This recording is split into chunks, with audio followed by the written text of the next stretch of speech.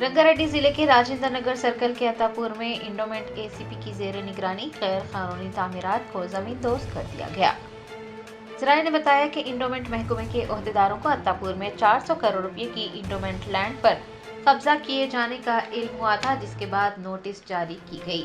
बताया जाता है कि जमीनों पर कब्जा करने वालों को नोटिस जारी करने के बावजूद कोई जवाब मौसूल न होने पर एसीपी शेखर की निगरानी में जुमेरात को अराजी पर मौजूद गैर मजाज तामीरात को मुनहदम कर दिया गया।